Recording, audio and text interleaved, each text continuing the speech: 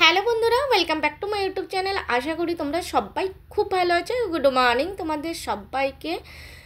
ব্যস্ততম সকাল দিয়ে শুরু হয় দিন। আমরা দিন যখন শুরু করি, তো আজকে সোমবারের ব্লগ শেয়ার করছি। আর সোমবার মানে নিরামিষ।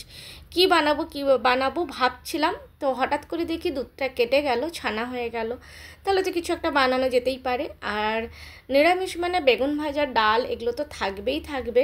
তো সেই জন্য বেগুন ভাজা প্রত্যেক নিরামিষেই থাকে আমাদের। আর তার সাথে যেহেতু তাড়াতাড়ি হয়ে যাবে, আমি আবার বেরোবো, তোমরা সবাই জানো, তো তাই কুমড়োর ঘন্ট বসিয়ে দিয়েছি। আর বেরোই না বেরোই, রান্না বান্না তো চলতেই থাকে, খাওয়া দাওয়া তো পেট তো শোনে না। আর সকালবেলাটা শুরু হয় সবসময় ব্যস্ততম সকাল দিয়ে আমাদের দিন শুরু হয়। তো সকালবেলা অনেক সময় এত কিছু ভাবারও সময় থাকে না যে কি বানাবো, কি করব, কি না করব, কারণ সকাল শুরু হতেই সঙ্গে সঙ্গে আবার কাজের ব্যস্ততায় ঢুকে যেতে হয়। তো রুটি বানাচ্ছি, অবশ্যই 6 পিস রুটি, আমাদের 3 জনের 6 পিস রুটি লাগে। আর এদিকে কুমড়োর ঘন্ট বসিয়ে দিচ্ছি, যত তাড়াতাড়ি ইজিলি বানানো যায় তো সেটাই চেষ্টা করা।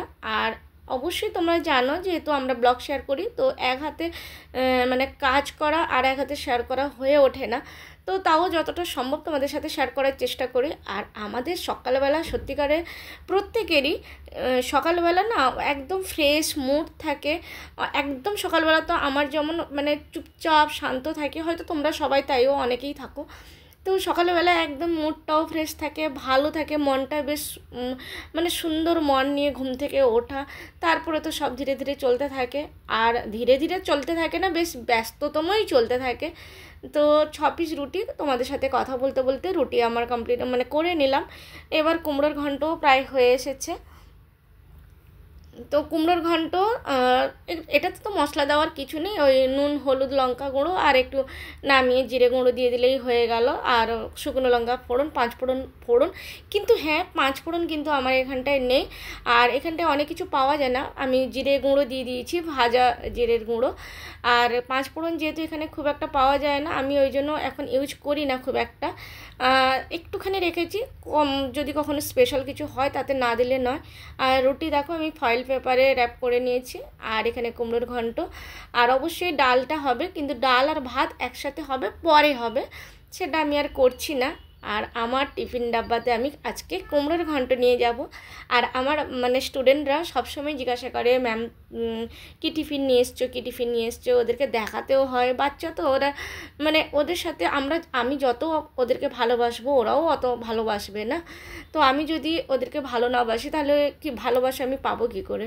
তো ওই জন্য ওরা মানে খুব ভালোবাসে আমাকে। আমার একদিন কথা বলতে বলতে টিপ পড়ে গেছিলো, তো বললো ম্যাম বিন্দি কাহায়। তো এরকম। তো যাই হোক, ছানাটা যেহেতু কেটে গেছিলো, সেই জন্য আমি দেখো তাকে আরও একটু ভালো করে করতে হতো, মানে পিস কেটে নিয়েছি আমি, এখানে মশলা বেটে নিয়েছি। আর আলু অল্প দিয়ে দিয়েছি। আর আলু ভালো করে মশলা দিয়ে কষিয়ে নিচ্ছি। ছানাটা ভালো করে প্রেশারে রেখে যদি আমি ঝুলিয়ে রেখে দিতাম, তাহলে জলটা ঝরে যেত আর পুরো পিস পিস কাটা হয়ে যেত। কিন্তু যেহেতু আমি একসাথে আরও নানা দিকে চলছে দৌড়াদৌড়ি করে একসাথে, তো পিস কাটা গেছে, কিন্তু আরও ভালো হতো। পিস কেটে আমি ভালো করে ভেজে নিয়েছি, যেমন পনির বানানো হয়, কিন্তু সেটা আরও ভালোভাবে পিস কাটা যেত। তো আমি জল দিয়ে দিয়েছি। হ্যাঁ, তোমরা বলতেই পারো যে জলটা হয়তো আমি একটু বেশি দিয়েছি, কিন্তু জলটা মরেও যাবে, জল এতটা থাকবেও না। আর ছানাটা একদম মানে নরম হয়ে আছে। তো যাই হোক, আমার মোটামুটি পনিরের তরকারি হয়ে গেল, অল্প করেই করেছি। আর আজকে পনিরটা বেশ ভালোই বেরিয়েছিল, তো ওই জন্যই ভাবলাম যে অনেকটা যখন পনির বেরিয়েছে, তাহলে এটাকে রান্নাই করে নিই। নাহলে কাঁচা ছানাও খেতে ভালো লাগে, নর্মাল যে ছানা বেরোয়। তো এবার চান করতে যাব, দেরি হচ্ছে। আর দেরি কি, ওটা তো প্রত্যেক দিনেরই ব্যাপার থাকে। আর দেরি যখনই হয় তখনই মুখ দিয়ে একবার করে বেরিয়ে যায়, দেরি হচ্ছে দেরি হচ্ছে। তো আমি স্নান করতে একদম ঢুকে গেলাম, স্নান করাও হয়ে গেল। এবারে স্নান করার পরে সবথেকে বড় কাজ যেটা থাকে, সেটা হলো পুজো করা। তো ওই জন্য পুজো করছি। আর ফুল তো অবশ্যই তুলে নিয়ে এসেছে। তো আমি স্কুলে না গেলেও সকালটা কিন্তু এইভাবে ব্যস্ততায় কাটে। কারণ আমি হয়তো স্কুলে গেলাম না, বাদবাকি স্কুল মানে ছেলের আছে পড়াশুনো, তারপরে হাজব্যান্ডের ডিউটি, তো সব কিছুতে সেই সকালটা সবসময় ব্যস্ততা দিয়েই শুরু হয় প্রত্যেকেরই ক্ষেত্রে। তবে হ্যাঁ, যেদিন একটু ছুটি থাকে সেদিন মনে হয় আজকে একটু বিন্দাস, একটু দেরি করে উঠবো, মানে কি বলবো, যেন তখন কাজ তো অবশ্যই প্রচুর থাকে ছুটির দিনে, কিন্তু তাও কোনো বাঁধা ধরা রুটিন থাকে না, যার জন্য বেশ সেটাও ভালো লাগে। আর পুজো করতে একটু সময় লাগে, আমি যদিও বা তাড়াতাড়ি করে করার চেষ্টা করি, কিন্তু তাহলেও নর্মালি একটুখানি লাগে। তো তারপরে তো রেডি হওয়ার আছে। আর নিরামিষ আমাদের সোমবার আর শুক্রবারে এই 2 দিনে নিরামিষ আমরা খাই। আজকে আমার স্কুল যাওয়ার রাস্তাটাও আমি শেয়ার করব। নর্মালি কি হয়, আমি স্কুটি চালাই তো তার জন্য আমি শেয়ার করতে পারি না, কিন্তু হয়তো অনেকে হয়তো শেয়ার করলেও করতে পারে, যে স্কুটিও চালাচ্ছে শেয়ারও করতে পারছে, বাট আমি পারি না। তো আজকে আমি নিজে চালাবো না স্কুটিটা, তাই ভাবছি যে আজকে তোমাদের সাথে আমার যাওয়ার রাস্তাটা আজকে শেয়ার করবো, কোন রাস্তা দিয়ে আমি যাই। বেশি দূর না হলেও তাও হলেও হাইওয়ে আছে। আর অবশ্যই ইন্দোরের ট্রাফিক মানে কি বলবো, আমি ভীষণভাবে ভয় পাই, তারপরেও আমি গাড়ি চালাই। অবশ্যই সেফলি চালানোর চেষ্টা করি অবশ্যই। তো ব্যাস, আর রেডি হওয়ার মধ্যে তো তোমরা সবাই জানো, মাথাটা আঁচড়াবো, সিঁদুর পরবো, ব্যাস হ্যাঁ একটু লিপ বাম লাগিয়ে বেরিয়ে যাব। লিপ বামটা হ্যাবিটে এসে গেছে, যেন মনে হয় যে না লাগালে নয়। তো চুলের জটটাও ঠিক মতন ছাড়ানোর সময় হয় না, অনেক সময় ওই রকমই বেরিয়ে যায়। বেশ হয়ে গেল রেডি। আর যেহেতু প্রচুর রোদ থাকে তাই মুখ টুক ঢেকে আমি আগে যেতাম না, এখন অবশ্য যাই। আমি কোথায় যাচ্ছ বলো? স্কুলে। স্কুলে যাচ্ছ? কটা আসছে এখন? এখন দেরি হয়ে গেছে আজকে। দেরি হয়ে গেছে, 8:40 হয়ে গেছে। হ্যাঁ 8:40 44 হয়ে গেছে। চলো জলদি চলো, বানাবাদি করো না, চলো।